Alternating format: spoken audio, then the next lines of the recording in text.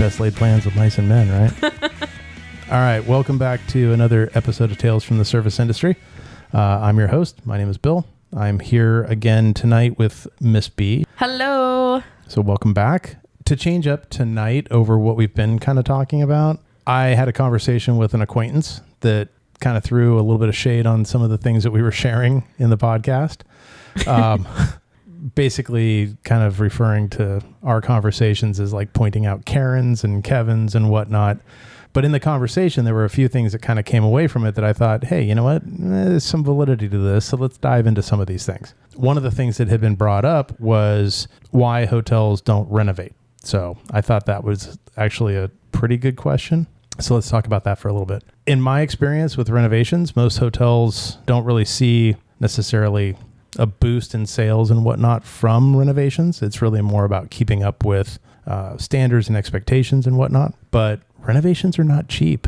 They're expensive. Yes. And when you start dealing with a hotel with all of those rooms, you're not talking about a little bit of paint here and there and a little bit of carpet. You're talking about millions of dollars and huge timelines. Most of the time, when a hotel is looking at going under renovation, it's a process that starts about a year before any work actually begins at the hotel. Property I'm at right now, it actually has conversations going on from ownership about a renovation at the beginning of next year.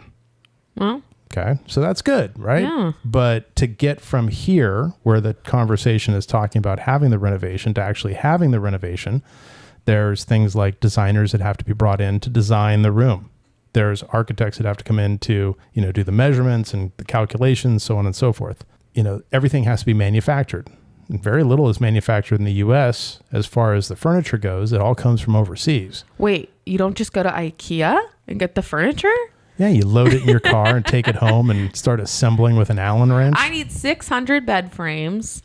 And can your guy, you know how you pay to have it installed? Can we pay him to install all 600? Yeah, it's only $29 per piece.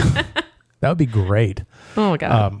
Yeah. So, renovations are not just something that you run down to your local home improvement store and pick out your paint and all that kind of stuff. Not for a hotel anyway. No.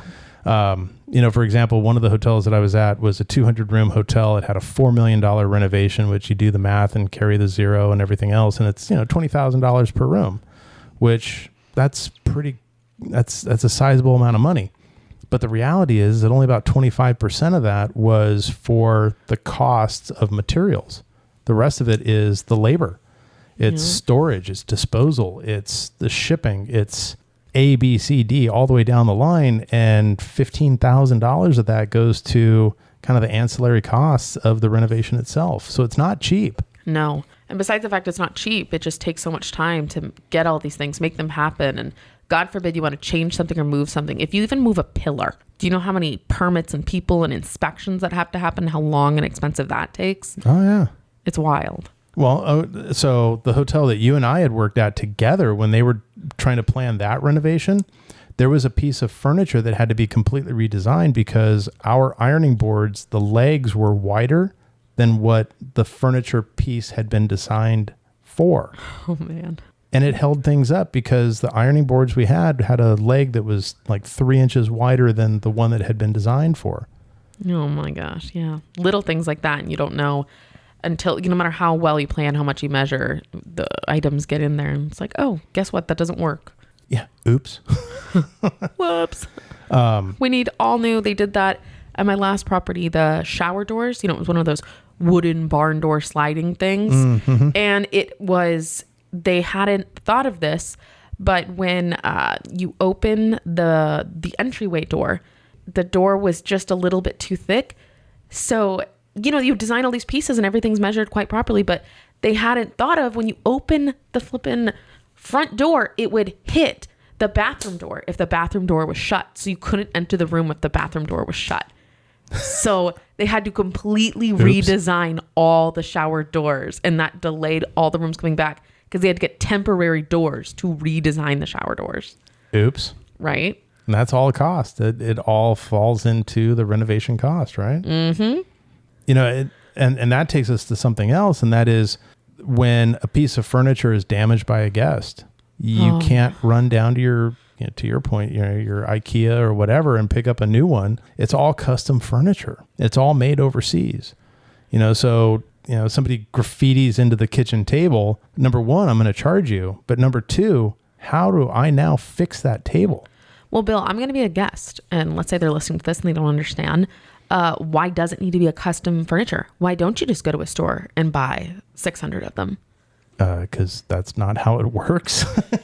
I mean, everything is designed with a theme dictated by the brand. Not trying to throw shade or anything like that, but most of the brands will say, here's your packages.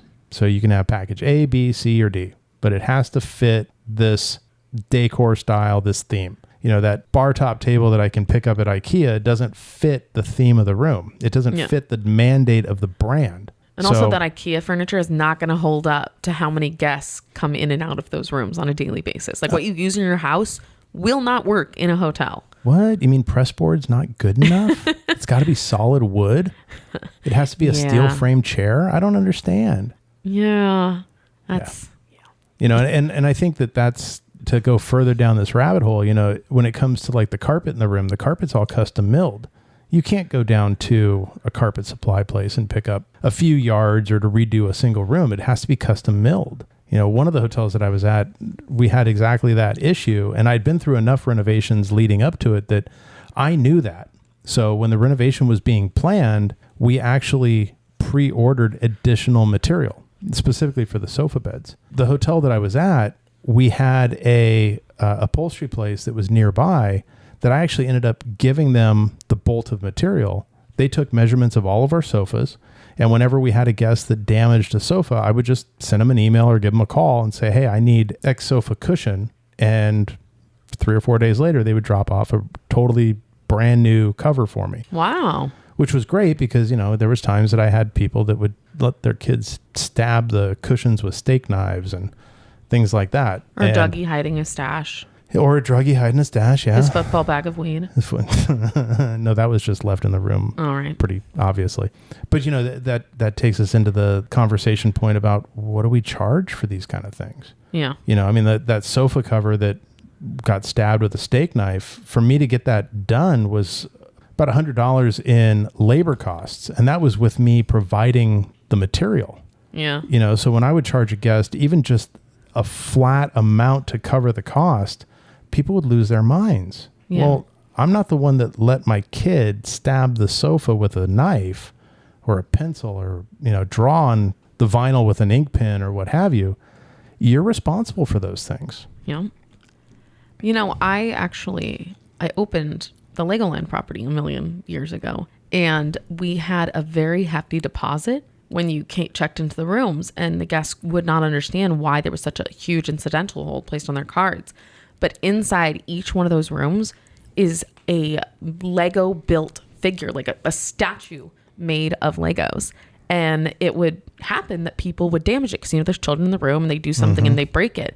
And the fee to get that replaced, and guests would be like, well, it's just Legos. Can't you just stick it back on? And it's like, no, that's someone's time that has created that sculpture and it's taking all that time to not only build it, but then to secure it. And it's a whole process. And that's essentially someone's artwork they just destroyed. And then it's very expensive to replace it. It's mind-blowing to me that guests will damage a room and then dispute the cost to repair it. Why are you charging me $50 because I spilled stuff and destroyed one sheet? Well, yeah. Well, or even more basic than that, I had a guy at a hotel that they broke a lamp. So our team went in to clean the room on departure. We go in to find a ceramic lamp smashed in the middle of the room. Oof. It's a lamp. I'm not going to charge him an outrageous amount of money. I think we charged him $75. That's fairly reasonable. Right? That's what I thought. It was an older lamp. Couldn't replace it with a like lamp because they just simply didn't make them, and it was too far. I think you lowballed that. Too far. Oh, absolutely. It should have been like 2 or 3 times that minimum.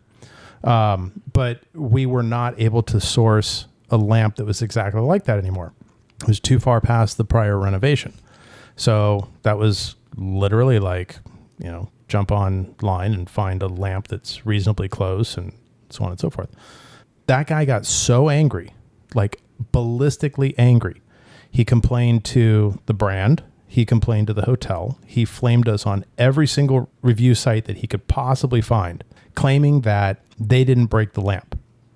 Well, how did you not break the lamp when it was in the middle of the room, smashed on the floor upon your departure? Oh I'm my God. I'm not saying that, you broke the switch or that, the light socket was bad. Your kids knocked the lamp over in the middle of the room and shattered it. Oh my God. But that's unrealistic for us to charge you $75. Yeah. And I feel like people often forget that there's a level of behavior that needs to be upheld. Would you have a guest come into your house, stain your carpet, damage your furniture, and just be like, okay, well, hopefully you'll come back and see us again soon? No, you would want your damages covered. No, you go into someone's house and you throw up on their sofa. You offer to pay to clean that sofa. Most people would. But when you go into a hotel, you just think, no, this is just, I can stain whatever sheets, throw up on whatever sofa, and that should just come with the cost that you paid for the room. Yeah. It's that mentality of like, you get a rental car and you drive it like you stole it. Why? People have that same mentality with hotels. Well, it's not my house, so I'm going to act the way I want. I'm paying $300 to do whatever I want to this room. Yeah. No. It doesn't work out that way. No. You mentioned a hefty deposit, right? Yeah. Okay, so think about it this way. Most hotels will charge you about $50 a night incidental hold. So, let's say you're there for 3 nights. So they put $150 authorization on your credit card. What can you replace for $150? A couple light bulbs. Just about. Especially right now. But you look at reupholstering a sofa. Oh, no way. Okay. So, you stain a sofa that you can't get the stain out, like hair dye, or you damage it like, pencil wounds or knife cuts, whatever.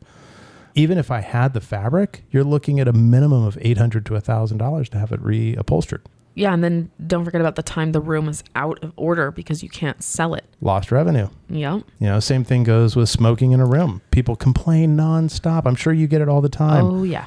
$250 because I smoked in the room? That's ridiculous. Yeah, well, I can't sell that room for the next 4 days till we get it neutral again. So I'm losing $1,200 to charge you $250. It's still not fair. Yeah, no, and I actually had to just walk a guest through that. Our rooms are fairly more expensive, and a lot of them start off at about $500 a night. And they all have balconies. And he said, I smoked outside. I don't get why you're charging me all this. And it's like, well, you smoked outside, but the door was open because your entire room smells like smoke now. I have to put it out of order until it stops smelling, and it's usually around 2 to 3 days. That room goes for $500 a night. I just lost $1,500. So yes, you're getting charged.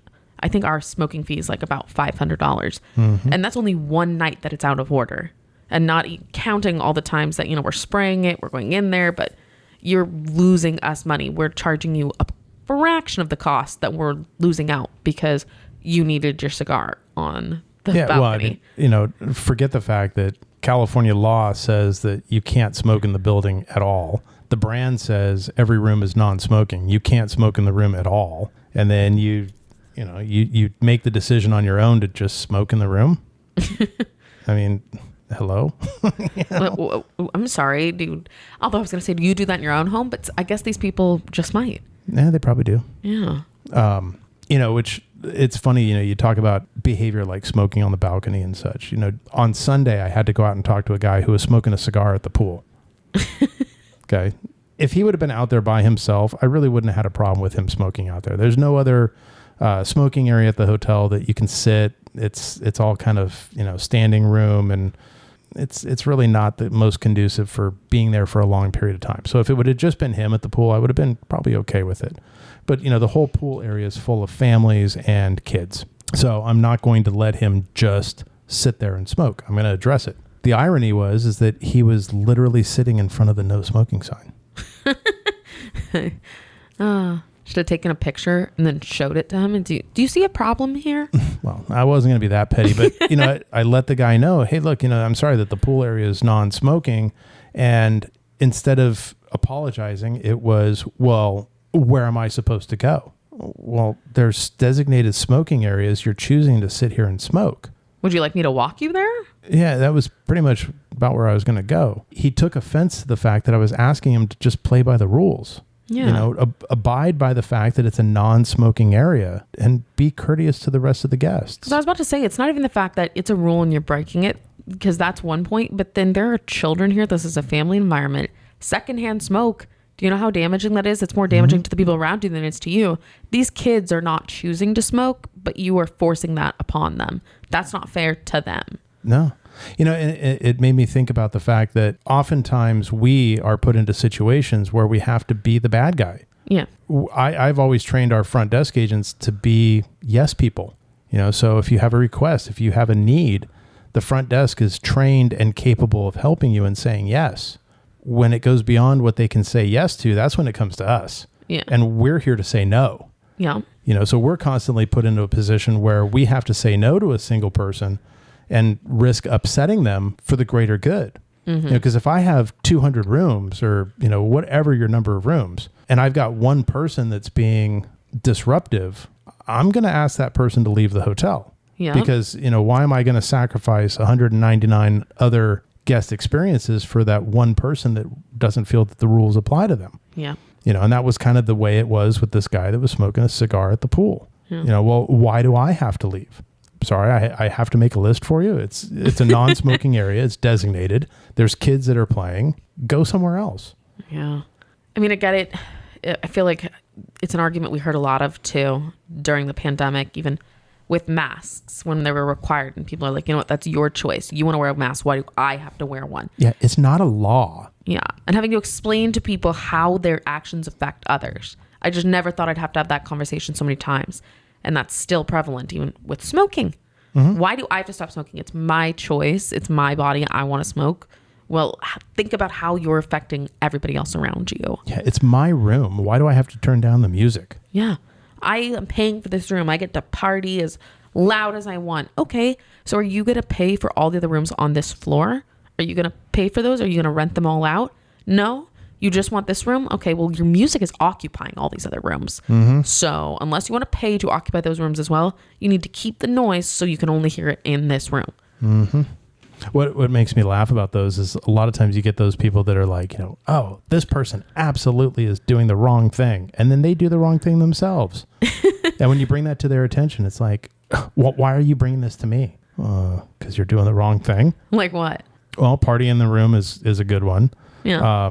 How many times we have loud romantic moments in rooms? You know, it's like, just behave. Don't smoke in the rooms. Don't party in the rooms. You know, you're here to stay. You're not here to drive it like it's stolen. Somebody else has to stay in it tomorrow. Are you going to pay for it to be occupied tomorrow? Okay, then it has to be able to be cleaned up within a reasonable amount of time and not affect everybody else around you. Yeah, well, that's another thing that we should talk about too, because I mean, departure times. Yes. Ugh. You know, I mean, your departure time is 11 a.m., 12 noon, whatever the case may be. You know, the hotel has a set amount of time. It's a finite amount between the time that you leave and the next guest arrives. Yeah. You know, we've got 3 or 4 hours to flip a room. Yeah. So, you know, if you have a high expectation of cleanliness, maybe you should behave a little bit better and leave the room in a little bit better condition for the next guest. Yeah. You know?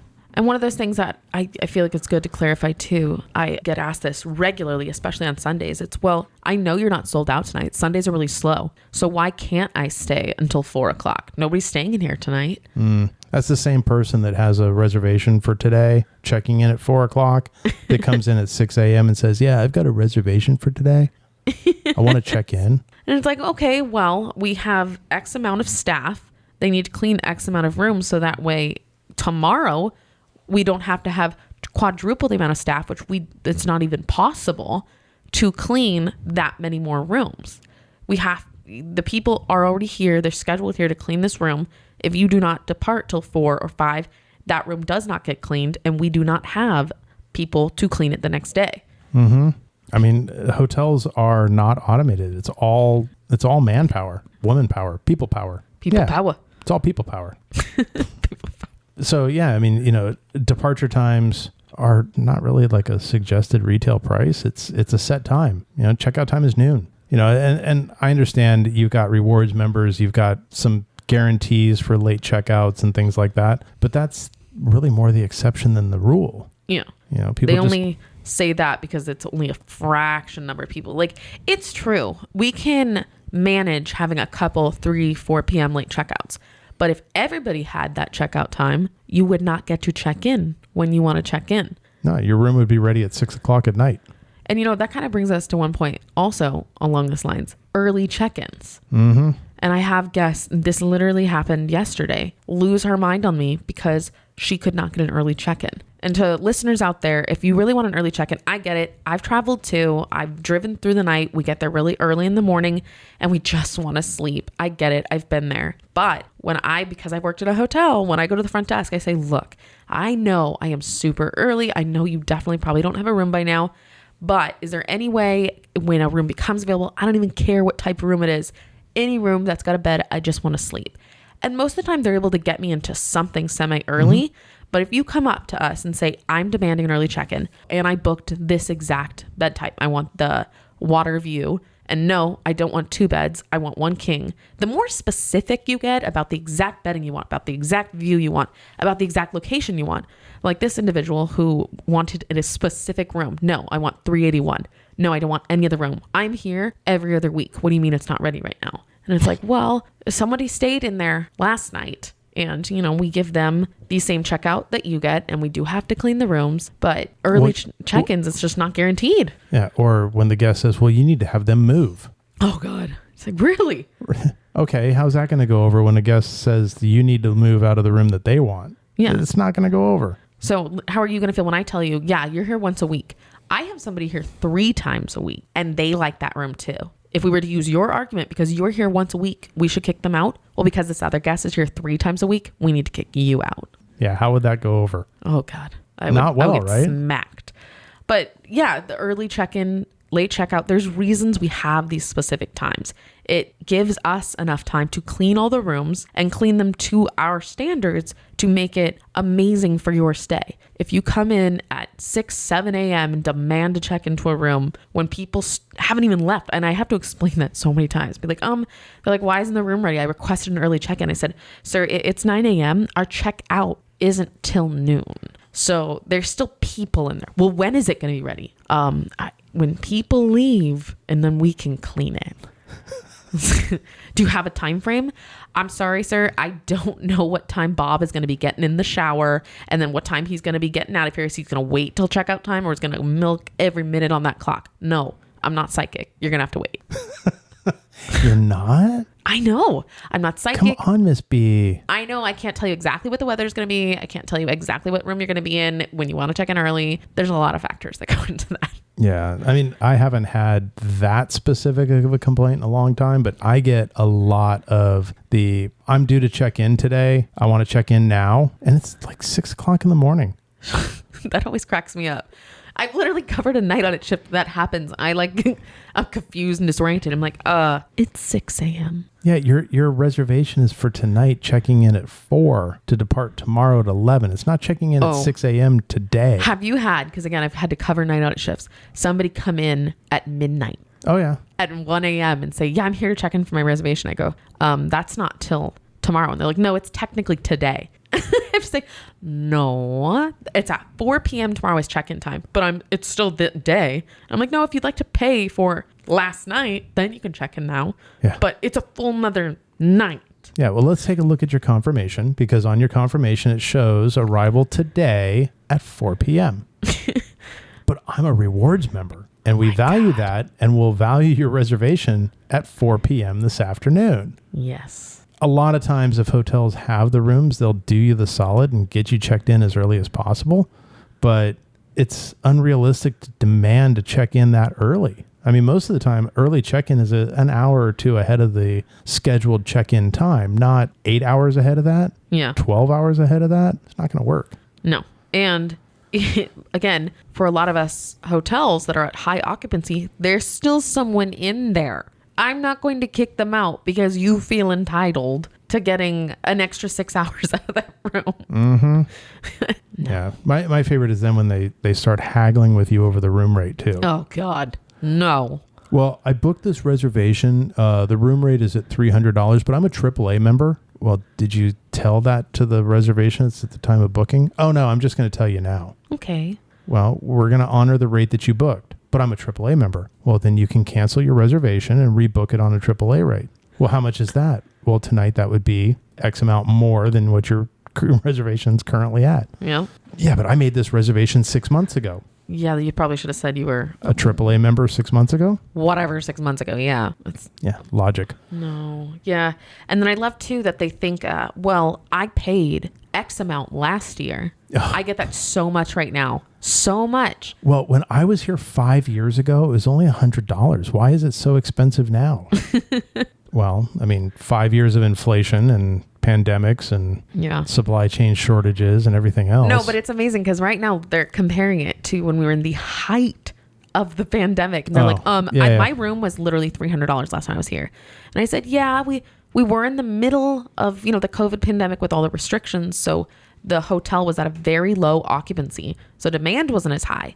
And supply and demand, welcome to America. The rates will be lower when the demand is lower. And now we are sold out almost every single night. So demand higher, rates higher. Yeah, but now we've got two things. You've got the demand is higher and you have supply issues. Oh, and staff.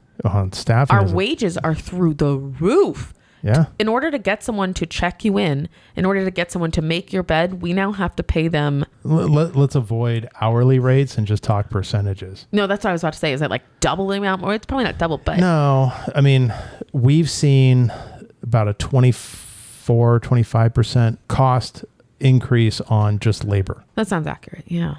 And that's a recurring cost, and that's not going to go away when the supply chain issues are fixed. Yeah. Nobody's going to take a pay cut. That's not how that works. The property that I'm at right now has inclusive breakfast. The cost for breakfast is up like 32%. Yeah. I mean, it's blown budgets that were even kind of recalibrated to anticipate an increase, but that increase has been so far and away greater than what was expected, we can't even keep up. Yeah.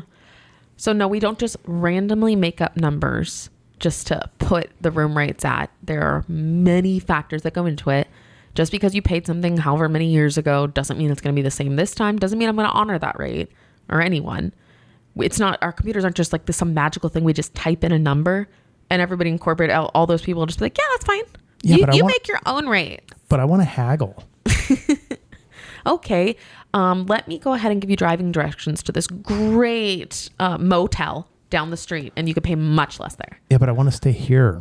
Oh, okay. Well, that's our rate. Here you go. No, but you can do better than that. Go talk to your manager. That's my favorite. And then I go, I am the manager, and that's the rate. You said something, I think it was the last time we were here, or maybe the episode before, but I'm not going to lie, I flat out stole it from you. And that was the line about, well, when you have a situation that you can't handle, who do you go to? And your response was what? I can handle the situation. I can handle the situation just fine. You just don't like the answer. Exactly. And I have shared that with a few of my team and I have used it myself. I love it. Good. I'm glad. Thank you for the share. I'm here to inspire the masses with my sass. In my opinion, it's not a sassy comment. It's true. It's absolutely true. It's a fact. There's nothing I can't handle just because you don't like the outcome and what I have to say. Sorry. That's on you, boo. Yeah, sounds like a personal problem. Yeah, it is actually. Let's talk just briefly about labor shortages, because that's something that has come up where I'm at right now, and I know that you're dealing with that as well. Oh yeah. I've had people come in that have been unrelenting about the restaurant that they were at was understaffed. The car rental place was, bogged down. They didn't have enough people, whatever. And this mentality that hotels are seemingly completely staffed and everything is great and labor shortages don't affect us. Just because people are ready to travel again. And this is with the airlines too. And they say this on the news all the time. Just because everyone is ready to travel, ready to take a plane, ready to go to a hotel, doesn't mean we're ready. No. And like touching on the airline industry, you look at the fact that air crews were grounded for incredible amount of time during COVID. Yeah. Okay. So, your air crews have certifications that they need to maintain. Your flight crew, the pilot, the co-pilot, they have hours that they have to log. There's simulator time. There's all these things that keep them current so that they can fly your plane. It's not like they just hop in, turn the key, and off we go. It's not like you get your driver's license and it just works and that's all you need for X amount of time. No. And, if I was qualified for a 737, like a specific model, I can't just jump in another one. I can't fly, a 757 or 767, whatever. There's certifications and training. So when COVID eased up and travel began to resume, the transportation industry couldn't keep up with the demand either. There's a huge backlog on air crews. Yeah, that's why there's so many flight cancellations and delays. They're still trying to get aircraft staffed and pilots re-upping their license. And I think it was you that told me about this, but about the weight log there was for pilots and their lack of simulators. Yeah. Because they were trying to push as many people through as possible, and you can only do X amount in X. So same thing with pilots and training. Yeah. It's a process. So with hotels, we went from having just a few rooms occupied or one floor to everyone wanting to stay again, and us having to try to find housekeepers to clean the rooms, us to find desk agents to be there to check you in, to answer the phones, to take these reservations. And everyone is acting and feels like the pandemic is done just because they're over it. But we're still trying to get people. And like this last week, I'm already short-staffed as is, and it's because we're having a really hard time finding people. But we're still in COVID. We have a huge wave going out right now that took out over half of my staff. So Sunday morning, I had almost my full team call out, and I'm by myself manning the phones and the desk. And this guy comes up and just starts yelling because I missed his wake-up call. And I had to explain and be like, I apologize. I had some sick call-offs and I've been really busy and I wasn't able to do your call. And he's like, well, how is that my problem? I'm late now to a meeting because you missed my wake-up call.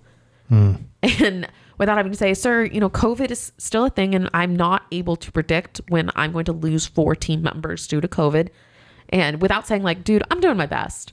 Yeah. I mean, look, without coming off like a complete jerk, let's do a PSA here and just remind everybody, you have an alarm on your phone. Why are you calling us to wake you up? Yeah, how do you do this at home? I mean, your phone is set to whatever time zone you're in. It's accurate to the minute. It's going to go off till you shut it off. Why are you relying on me to personally call you? Yeah. I don't know if I'm the voice that you want to hear right when you wake up in the morning. Bro, get up. Why are you still in bed? It's like 9 a.m. Wake up. Yeah. I don't know. Responsibility, right? Take responsibility for your own actions. Set your own wake up alarm, please. For the love of... All right. So, you know what? On that thought, let's talk about that guy for a second. What's the right way to complain about that? That's a good question. I mean... I got some feedback that we're making fun of people that complain. And while we are... if you were in our job, you do it too. Yeah, but I mean, it's like, look, there's a right way and a wrong way to go about just about everything, right? Very true. So what's the right way to complain? Come up to the desk, very nicely say, hey, maybe ask what happened. Be like, hey, I had a wake up call for 7 a.m. and I didn't get it. And I'm running a little bit late now. Like, do you know what happened? I don't understand what happened. And then I could say, I am so sorry. I've had 3 people call out. I'm manning the phones, the desk, and I'm the one that's personally supposed to call you at 7 a.m. and I'm doing 3 other things. I'm so sorry.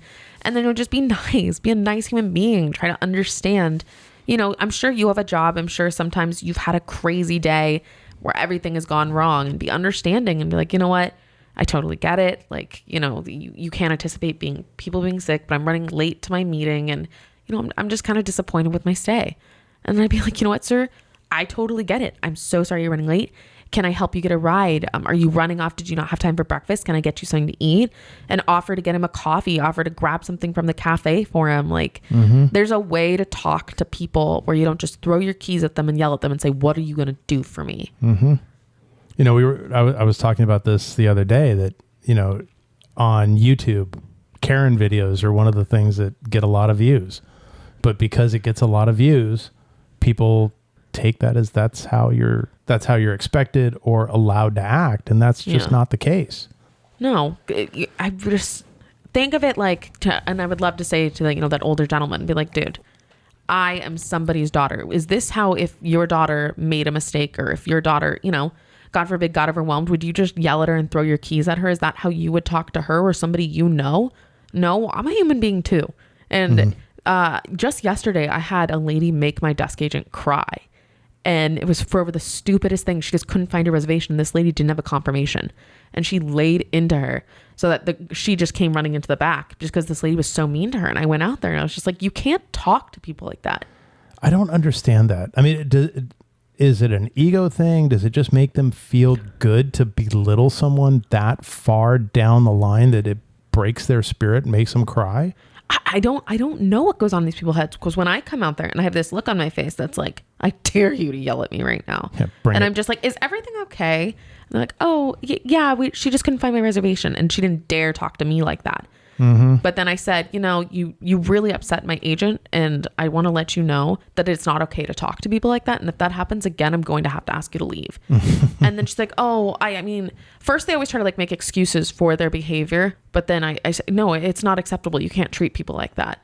I will flat out, I guess I'm a little bit different than some managers. I'll flat out tell you what you did wrong, tell you that that's not acceptable, and I'll give you the option to leave. I'll give you the option to correct your behavior, or you can get out. And the lady actually did apologize to her. That's a few and far between. I know. Not well, but she was like, oh, I was told, I guess I was a little bossy earlier. So I'm calling that an apology. Right. And the desk agent just kind of looked at her like, what am I supposed to say to that? Just looked at her like, yeah? Yeah. Especially when it comes from a booking channel where the guest actually made the reservation themselves. You go to the website and you type in your name, but you misspell it. Or misspell your email and get mad you didn't get an email confirmation. God, that happens so often. I know. Email.con or gmail.con. Yeah. Yeah. Well, you didn't send the confirmation. Well, we're sending it to the email that's on file. Can you confirm it? Yeah. And I guess, we do poke fun at some individuals and things that people have to say. But unfortunately, this is the day ins and day outs of our lives. And a lot of you listening and are in hospitality can relate how often this happens and how we have to deal with these people. And joking about it, it's therapeutic. And hopefully it also shows someone out there, oh, maybe I don't have to just throw keys and yell at people. I can just talk to them like they're a friend or a family or someone I even just know and I'm going to run into again. I think the real big takeaway with this is that if you want to complain, that's fine. I encourage you to share the negative. That's how hotels or restaurants or really any business improves, is to get the feedback. But just be a kind and respectable human. You're not even be kind. Just treat others with respect. Well, it's the old adage of, treat people the way you want to be treated. Okay. So if you want me as a customer service agent to listen to you, hear you out, ask questions to fully understand what's going on, then you should be willing as a customer that's unhappy to do the exact same thing. Okay. Amen. Listen to what's being offered. Listen to what the situation overall is. Share your concerns in a constructive way, and let's move forward and make this right. Throwing your keys, yelling, having a temper tantrum does nothing but hurt your cause. Yeah, and telling me that stained towel has ruined your entire vacation. It hasn't ruined your entire vacation. You're allowing it to ruin your entire vacation. Oh my God. Yesterday with this early check-in that I was telling you about. Yeah. She then proceeded to tell me that, again, I've ruined her day, which, by the way, it's her birthday. She's like, and by the way, it's my birthday and you've ruined my day. And I'm like, I sincerely apologize, ma'am. But you are checking in before 4:00. We did our best to get this room ready. She's like, oh, well, she proceeded to tell me at least 3 times that I've ruined her birthday. But then she said, but you better not send anything up. I don't want you to send anything up. If you send anything up, I'll turn it away. I'm like, yeah, I wasn't sending you anything. Deal. Happy birthday, mother. I'm just kidding. No, go ahead. Lay it out there. Yeah, I don't know. I think that if people just remembered, they need to treat people the way they want to be treated. Yeah. That complaints and concerns, whatever buzzword you want to put on it, would be handled and received so much differently. And we'll be nicer. Well, and more generous. Yeah. I mean, people think that the louder you yell, the bigger the scenario is that you make it, the more you're going to get. That's really not the case. No. I mean, it's actually kind of the inverse. No. I'm going to make, don't do it. I'm going to do just enough to make you go away. And that's it. And sometimes not even that. Be like, you know what? This is all you're getting. You can bark up to whoever you want to bark at. It's not going any further than this. Mm-hmm. Well, I want my entire stay comped. I'm not giving you a 7-day stay for free because insert mediocre problem here. Your stain towels, if you would have brought it to me on day one, I would have fixed it. You can't leave and then bash us in social media and expect me to give you everything that you want. That's just unrealistic. Nope, doesn't work like that. So basically, those were kind of the touch points of the person I was talking to. That done and out of the way. Let's talk about our fun stuff. Ooh. In the last, it's been what, 2 weeks? 4 weeks since you were here. Yeah, something like that. 4 weeks. I don't even know. Time flies way too fast. Time flies when you're understaffed. God, that is the truth. You guys are having COVID issues, right? Oh, yeah. We're having quite the outbreak, and it's just taking out my team one by one. We're vaccinated or not, everyone's dropping like flies, and it's spreading everywhere. But it's not just our property. I've heard it's everywhere right now. Mm-hmm. It still blows my mind is what's the word I'm looking for? The defiance that people have that it's still a hoax virus. And I only see that like online and on TV. I don't really talk to many individuals that actually believe that. I have gotten it in person. Really? Recently, like in the last month or so. Oh. So the brand that I'm at right now, masks are not required, but you can still wear one if you feel more comfortable wearing a mask. Had a guy that came in that, we've still got plexiglass shields up and everything else. Oh, really? Mm-hmm. And the guy pitched a fit saying that this is all bullshit. And why do you still do this? This is all a hoax. It's always been a hoax. It's never been real. Oh, see, I guess because of the city I'm in that is very heavily leaning towards that area, we got rid of all the masks and the plexiglass probably too early on. Staff were honestly uncomfortable, but that was just the city and the area that we're in. So they did that. But I do remember back when we were still wearing masks, we would have guests that would berate people for still wearing a mask. Even though you're not wearing one, I'm not making you wear one, but it's somebody would still choose to wear it. And they'd say, what's wrong with you? And like lay into them. Mm-hmm. Blows my mind even to this day. Utterly blows. Oh, manifesto checked out. Oh, okay. So in that that was in episode 4. Okay. Yeah. No, 3. That was episode 3, the manifesto. Yeah. So catch us up on what happened with her. Okay. So manifesto checked out, and she tried to extend many times. And we told her no. And I made sure all the staff was aware that we were not extending her reservation. And so she would try to, and this just happened to be over 4th of July weekend. And so we said, sorry, we're busy due to the holiday. We do not have any rooms. And so we just blamed the holiday and just hoped she would kind of just, fade away into the night. But she literally went up to every single staff member hoping for a different answer. And every one of them was like, nope, we don't have any rooms. Later, and then we told all the reservations agents, because we do all of our reservations on site, is nobody extend her and just say, oh, I apologize. We're not able to extend you a reservation. I can go ahead and connect you to the director of security or the director of front office to, if you would like more information. And she did that. She called multiple times and was trying to make a reservation, and they gave her the same information and said, oh, it looks like due to several incidents while you stayed at the property, the hotel has chosen no longer to welcome you at the resort. And she threw a fit. She tried to talk to different people. And so it ended up being connected to me. And she's like, yeah. And she like plays all fake again. She's like, I wanted to make a reservation. Be like, hi, yes, is this Miss, whatever. Smith. Is this Miss Smith? And she's like, yes. And be like, oh, I apologize. I was told that you were spoken to by one of the agents, but due to some of the issues that you experienced during your last stay, we will no longer be welcoming you back. She's like, that's ridiculous. She's like, your hotel is run by psychopaths. There are a lot of psychopaths that work there, and you must be one of them. And then hung up on me. So that was cool. Because you're a psychopath for asking her to clean up after a dog poops in the lobby? Yeah, and, not yell at people and treat others with respect and not let her dog bark all night long and disturb everyone around her.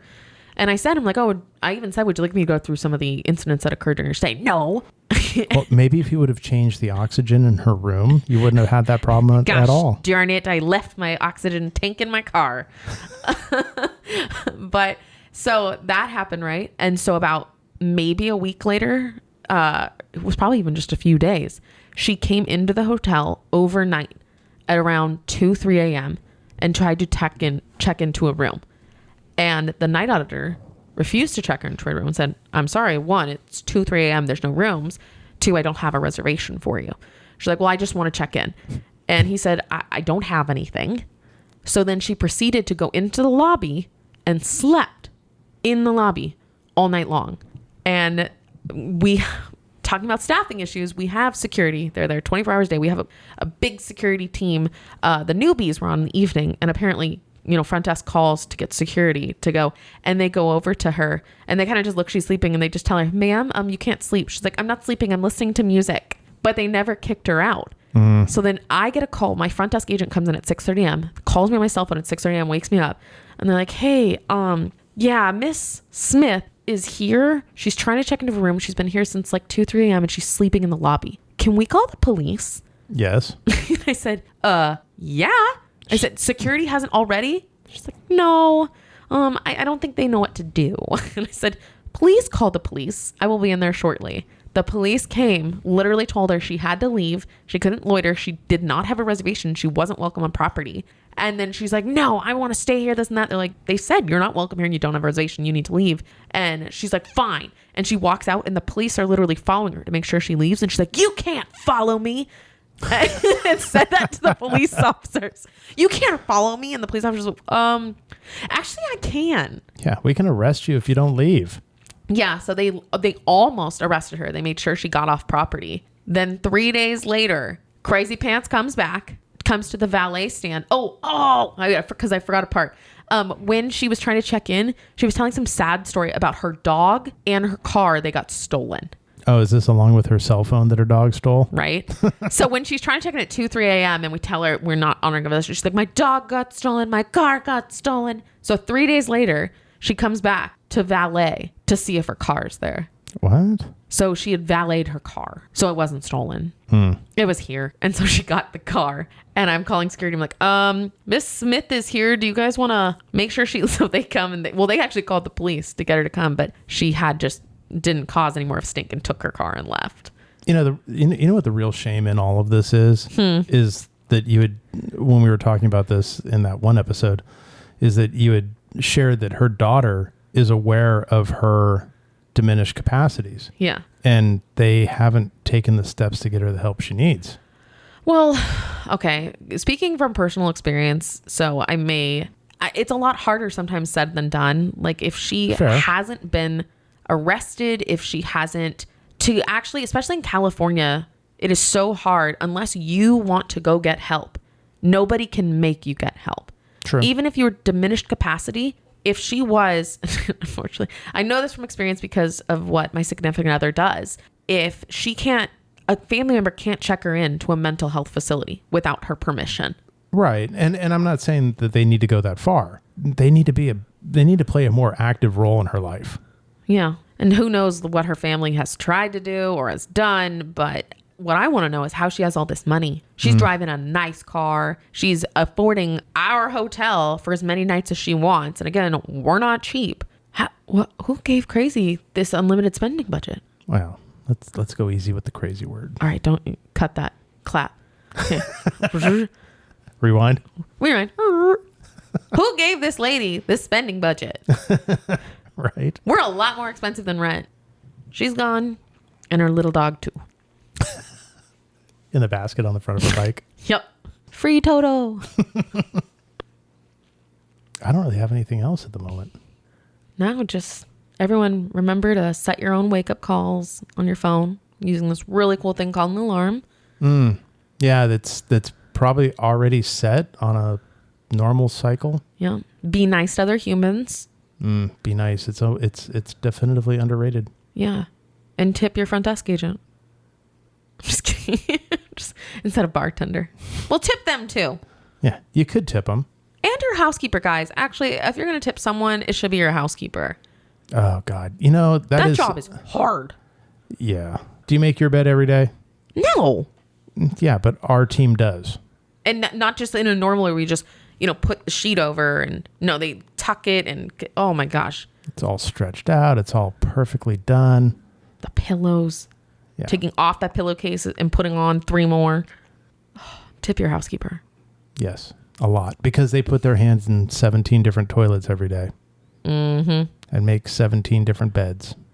Not in that order. At least they're not supposed to. Yeah, no, order is very important. Yes, it is. Toilets are done after your beds. With different cleaning instruments. And Fun gloves. fact. Yes. So, be nice. Please. All right. Well, let's end this here then for this evening. All right. Miss B, always a pleasure. Thank you for having me. Can't Lots wait of to fun. have you back again. If you're listening to this in Brussels, because somebody is, we want to say thank you for listening to us from halfway around the world. We appreciate you. Yeah, we do.